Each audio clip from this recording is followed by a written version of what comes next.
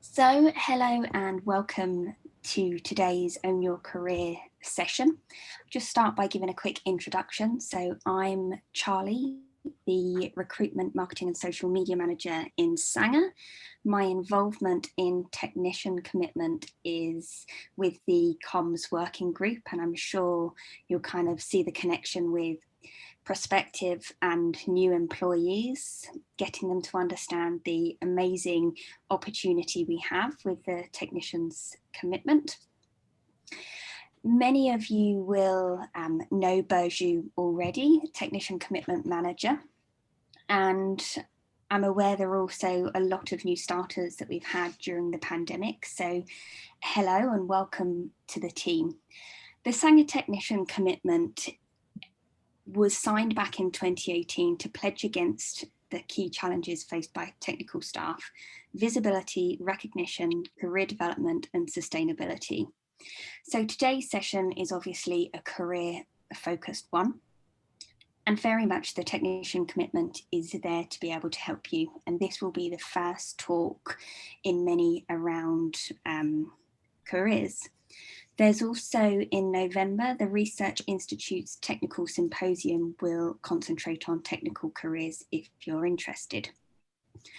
If you're new to technician commitment or would like to get more acquainted, there are plenty of pages regularly updated on Fred, so please head across there and after this session. Otherwise, Burju's always happy to take your emails. I had the pleasure of listening to Burju's Own Your Career talk at the New Scientist Live Future of Healthcare event. And it was really great. And I think we don't think about our careers enough, often only when we're going to make a career change. And I think it's a really important message that Burju presents about actually considering your career more frequently than just when you're looking for a change, and really how you can embed some of these ideas and concepts to own your career.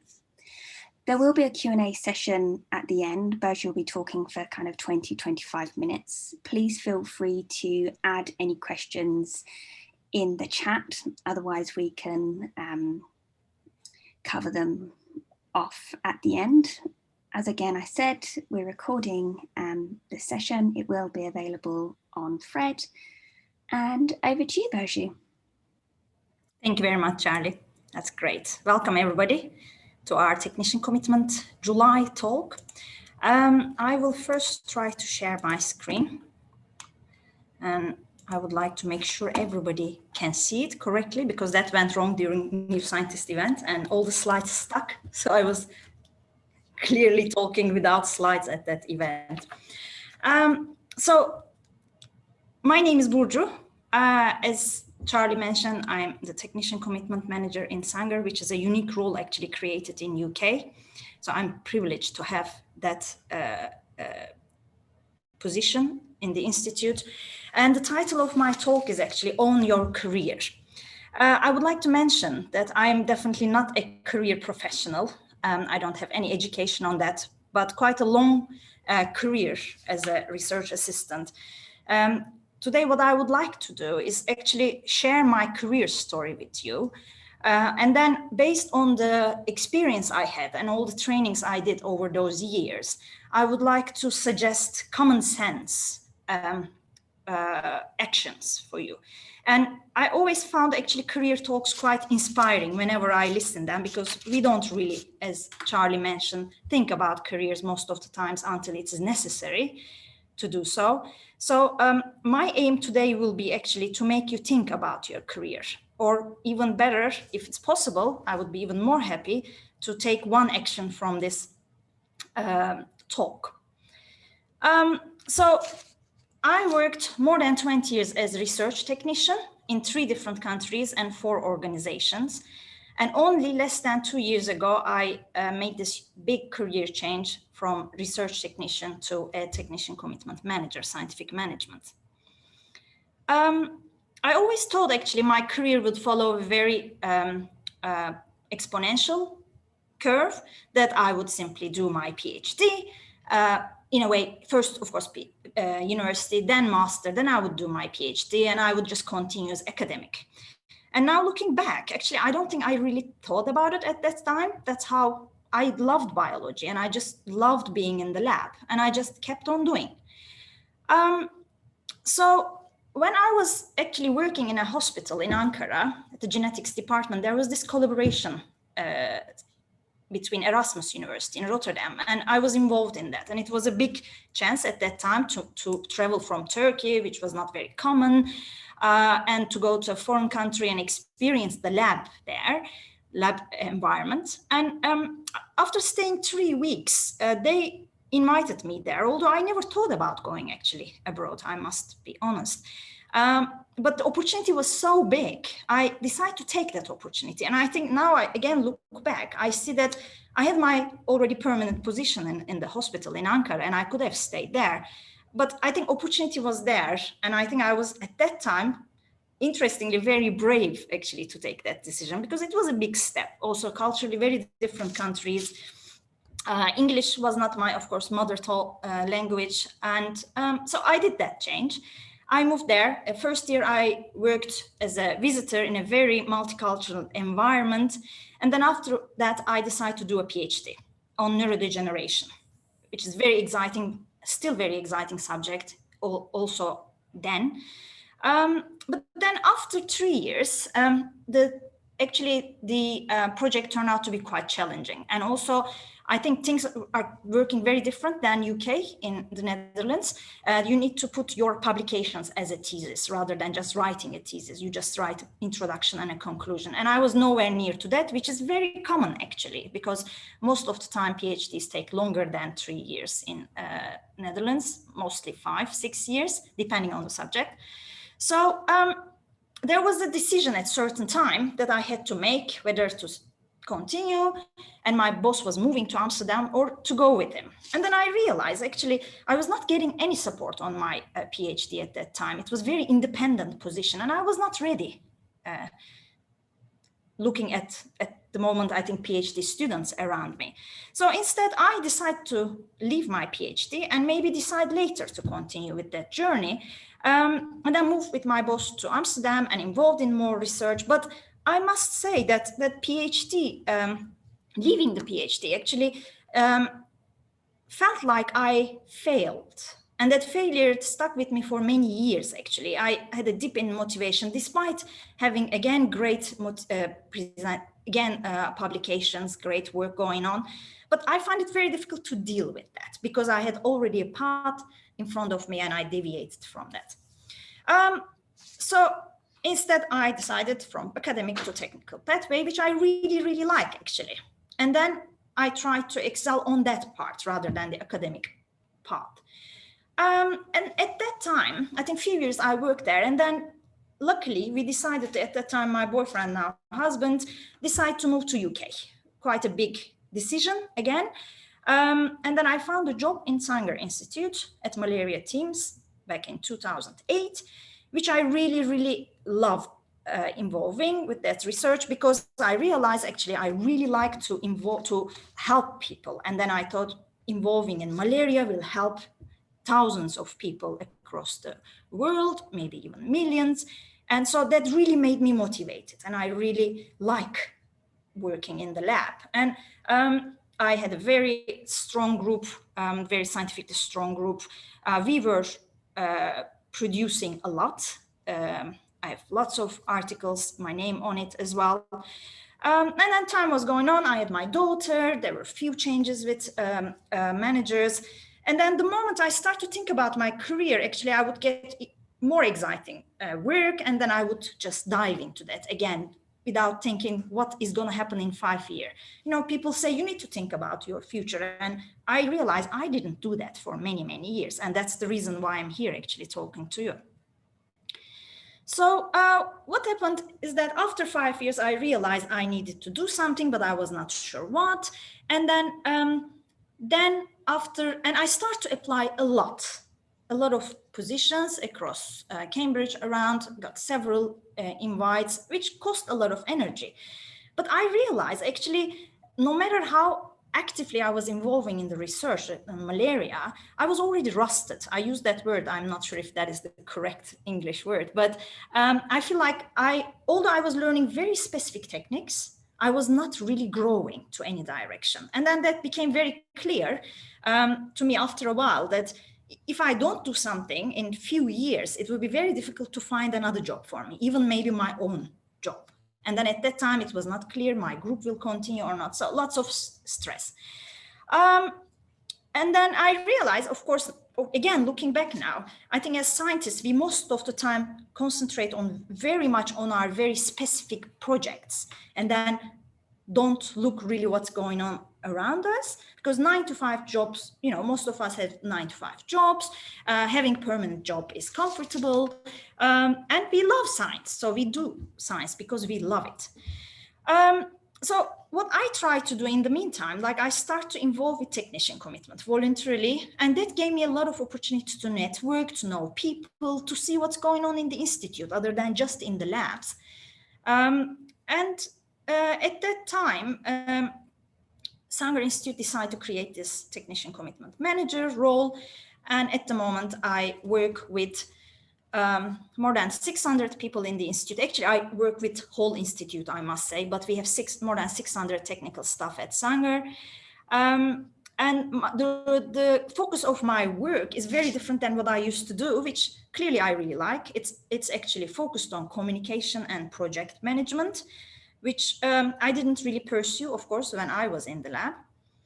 And at Technician Commitment, what we try to do, we want to bring areas and people together. We want to form this community and influence the institute's culture. Again, for me, I realize these are things which are very important to me and motivates me, something that I really like doing. Again, trying to help people and change things at the institute.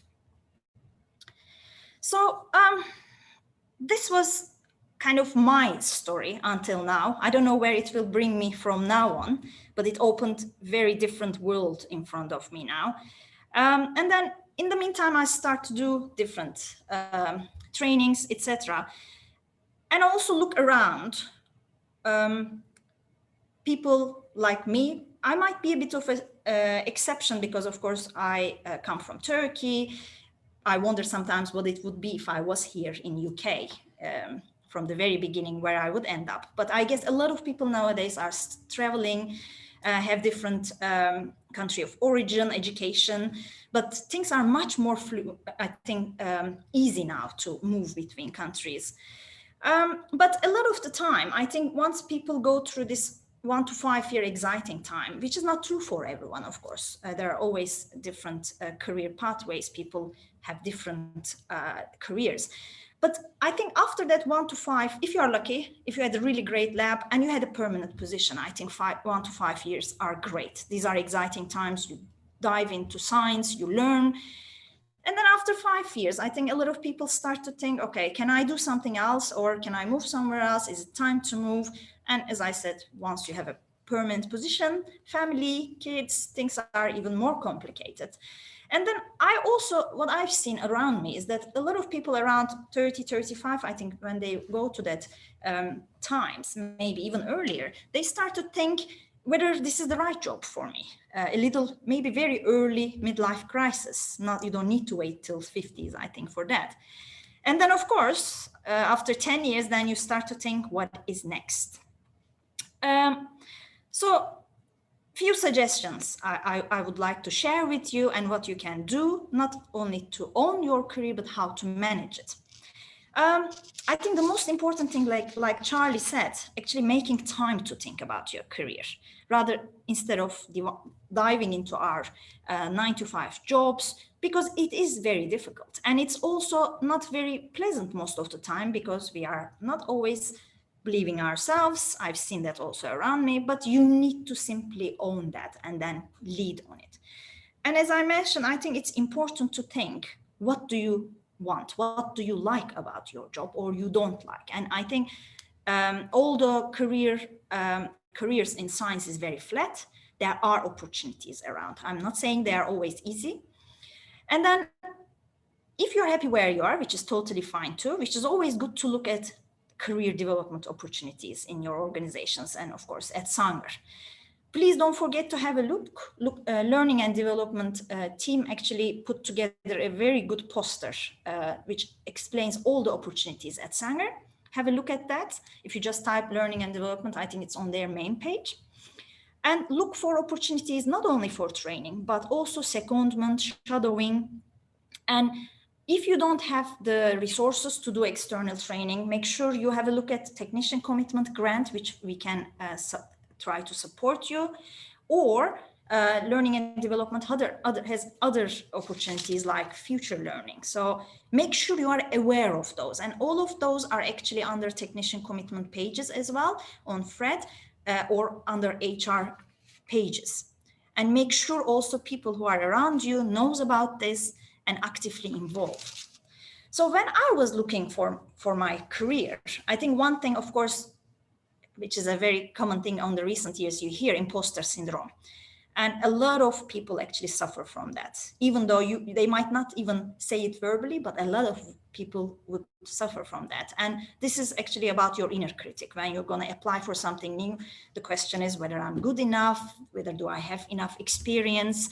That kind of questions, I think, true for many of us. But it's very important to work on your confidence, because that is important for your career. Make sure you silence your inner critic and then work on it actively.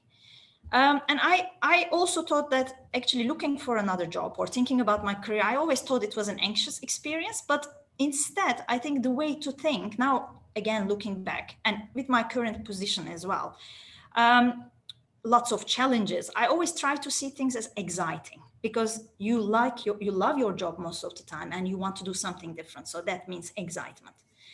And the comfort zone is really, really important, I think.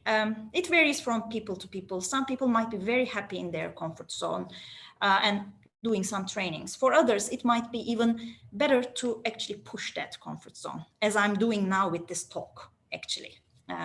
I had to think about whether I should give a talk for a while, but I managed to silence that inner critic. And volunteering and I think and networking is really, really important. Make sure that you actually connect with people around you in the institute, outside of the institute. Don't just close yourself with your group only. Come to that kind of events, go to anything where you can be part of bigger pictures.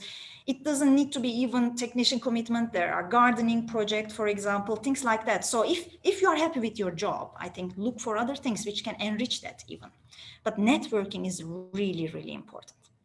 And I think what helps as well, a can-do attitude, rather than thinking it again, thinking that, oh, is that a good thing for me? Should I try? Always give it a try. And you never know, maybe you like something, you find something you like even better. And all is possible. I'm not saying, of course, easy, which I also experienced, years of work, but it's never actually to make that changes. It doesn't need to be a career change, but from one lab to another is an option, for example. And try to think outside of the box. That's why you need to really connect with people. Look at what others are doing, what's going on in the institute, and don't be afraid of the change. Most of the time, change is a good thing. And I thought I will mention a few trainings which can actually kind of help you with all of these, which I experienced again myself. I think it's really important at our work, we find people that supports us. This is actually quite such a popular subject. I've been to a recent EDI forum where quite senior people were talking about their careers, and everybody actually concluded that someone supported them, someone senior, someone quite strong supported their career. So try to make sure that you find those people, either via mentoring or coaching scheme. They don't need to be even official. So it can be a coffee meeting, but the only way to involve in those things, I think, to network. And of course, at Sanger, we have a mentoring and coaching scheme. Again, please have a look at there. And as Technician Commitment, we would like to also involve in this and provide technical mentors in the future. And we will be looking for technical mentors to come and join us on this big project, which is a very long-term project as well. But everywhere it is a big subject, and this is where we are going. We need those schemes to be actually used in our organization. If you are thinking about management, because it's not always very easy go through the technical career, but let's say you also want to be involved in management. So think about whether you would like to actually involve managing people or project or both. That's something one of my managers asked me during one of my appraisal. And again, looking back now, I find that this is a really good suggestion. And at that time, I realized I really like project management. I like working with people as well. So I think when I was advanced research assistant, I did that project management course at that time. And I really enjoyed, which also gave me this confidence.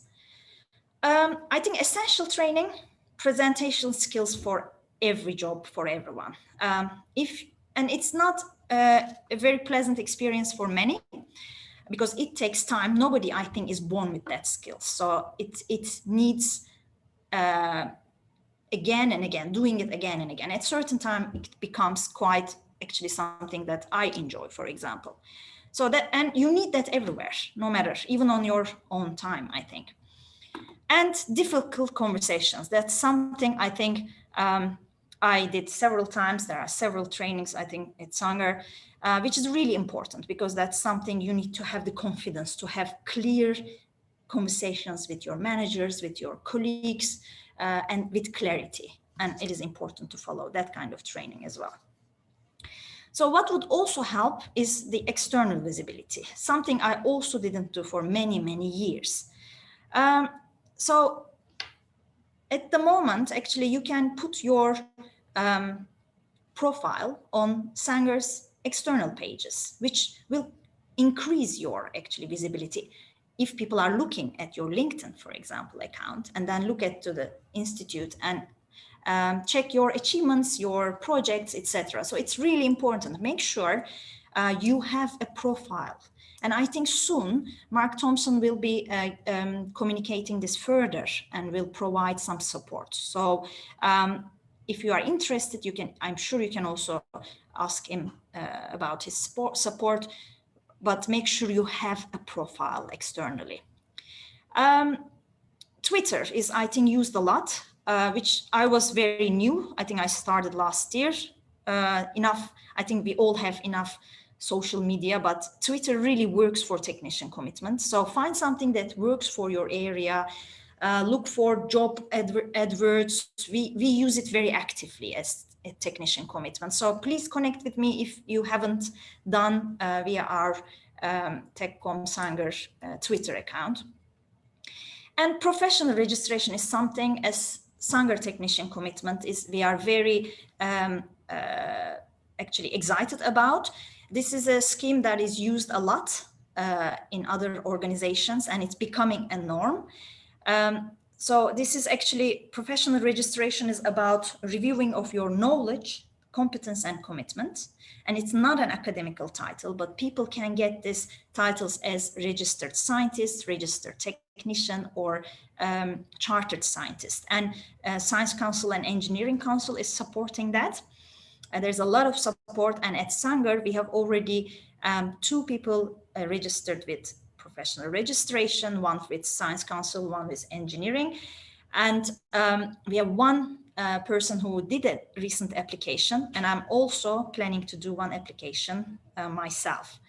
So there is support at Sanger. Please, if you are thinking about this relatively challenging, I think, subject, but it is about, again, putting your achievement out there. Even I think writing that would help a lot of people, and many of us already doing this appraisals anyway. So it will be a matter of transferring that to this application form. So there is a lot of support, not only internally, also with other institutes that we collaborate via Research Institute Technician Group.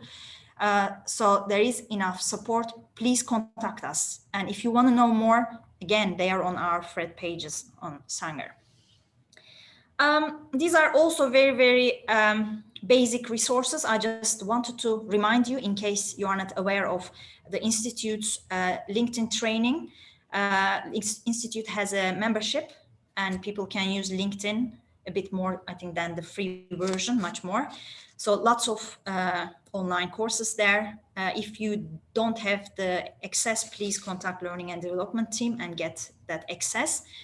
I think there are so many books around, and I think only these two because I recently read them, and they are actually concentrating on women a lot, but I think they are applicable to everyone. And they are, some of the chapters are a bit cheesy, I think, much more corporate audience, but I must say I learned a lot from those books. And it's just a matter of regular reading that kind of things and reminding us what we are doing.